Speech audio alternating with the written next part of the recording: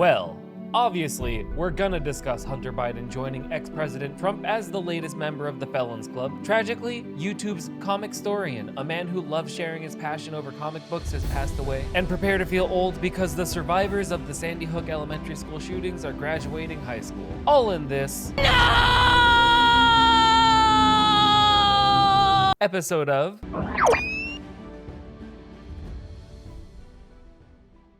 But, like always, make sure you smash that subscribe button so you never miss a news update. You know, I pay attention to the world so you don't have to. Which, lucky you, because sometimes the world just absolutely sucks.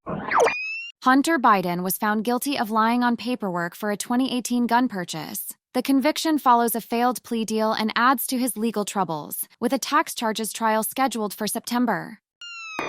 In one of those not shocking at all if you've been paying attention moments, that really surprised absolutely no one, Hunter Biden was found guilty on all 3 charges related to his 2018 gun purchase. The charges were centered around Hunter lying about his drug use on the paperwork to buy said gun. Now, he had the gun for less than 2 weeks before his ex-girlfriend and his sister-in-law Haley Biden found it and yeeted it into the trash. Gotta love a woman who cleans up her man's mess, literally and figuratively. Literally, I hate cleaning. Now, this whole fiasco is just the opening act for Hunter's legal troubles. His plea deal for unrelated tax charges crashed and burned last year, with the main event being scheduled for this September. Now, let's break down some of the key factors from yesterday's events. First up, you have the tangled web of addiction and illegalities. On one hand, we have Hunter's well-documented struggles with addiction, which he bravely spoke on in his 2021 memoir. You gotta give Guy the props for owning up to his demons. Addiction is a disease, not a crime.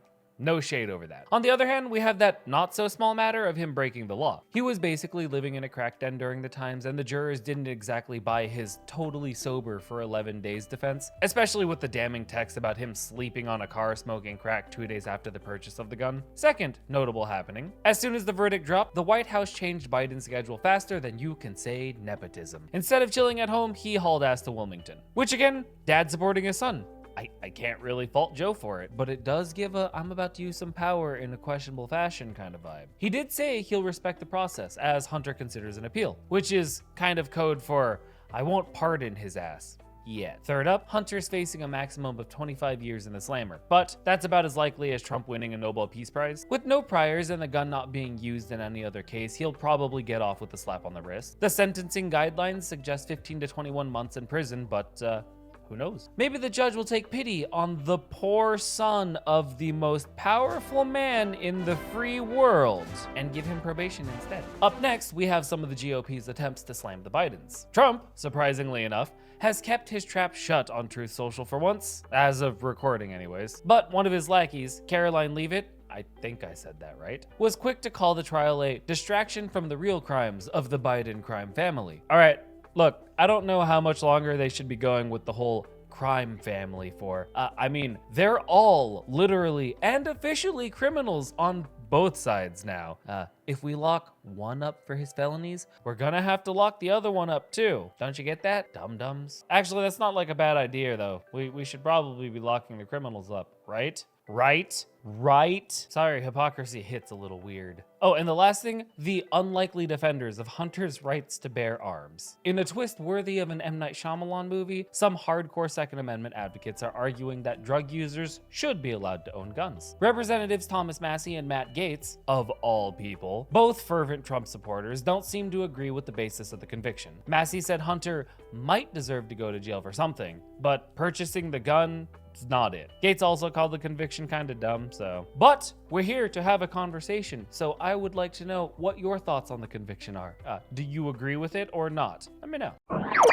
Fen Potter, the popular YouTube personality behind Comicstorian, passed away at the age of 40 in an accident. Potter's work introduced many to the world of comics, bringing stories to life with his dynamic voice.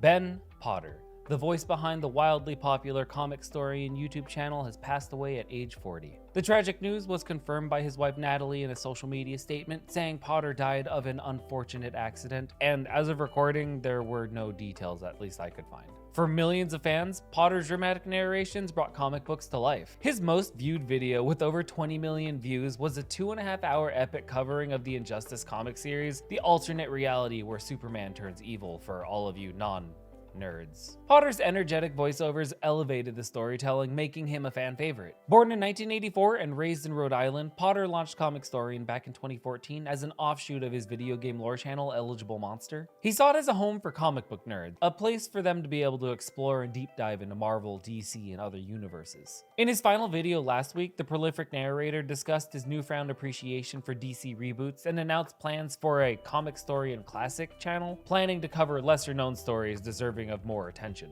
His wife says that the Comicstorian channel will continue under her guidance and Potter's team, but of course the comic book community is mourning the loss of a passionate voice who opened new worlds to millions of fans. Literally millions. So thank you, Comicstorian. You filled in a lot of the gaps I had throughout college, and were always a good place to turn when I just needed to tune the rest of the world out. Rest in peace, bud. Newtown High School's class of 2024, including survivors of the Sandy Hook Elementary School shooting, is graduating. Despite the excitement of finishing high school, about 60 students carry the emotional weight of the 2012 tragedy, which claimed 26 lives. At a time meant for celebration and joy for Newton High School's class of 2024, graduation day marks a major milestone tinged with some somber reflections. While the 333 students are thrilled to start their next chapter, around 60 of them survived the horrific Sandy Hook Elementary shootings that claimed 26 lives, including 20 of their former first grade classmates. Several of the survivors shared the complex blend of excitement and sadness they're currently going through. The students expressed enthusiasm about the accomplishment of graduating, and yet an acute awareness that a chunk of their class is missing from the milestone event. They anticipate feeling mournful walking across the stage after fleeing the violence and the trauma of that fateful day back in 2012. The survivors acknowledge that their high school years were impacted, describing the experience as not totally normal, which kind of an understatement, guys. For some, leaving the protective community of Newton means freedom from being constantly defined by the tragedy, liberating them to write their own story beyond just being seen as the Sandy Hook kid. The emotional scars obviously still remain, manifesting in anxieties, extensive therapies, and a heightened awareness of exits, remnants of the terror they endured. But the students are eager to break free from the past as they venture into futures shaped by a driving purpose, turning unfathomable tragedy into impactful advocacy. Looking ahead, many plan on careers advancing causes that became vital in the wake of heartbreak. Civil rights law, political science, gun policy reform, all avenues to honor the missing and prevent future violence. You know what? I'm willing to put money that at least one of them will eventually land themselves in the halls of power. Anyone want to take that bet? Actually, on that piece of, my god, that was 12 years ago. Man, time flies. News, I'm gonna call it. Happy graduation to any and all new adults out there. Make sure you celebrate and have fun, because adulting sucks. Anyways, I'll catch you. No, wait. Hit the like button.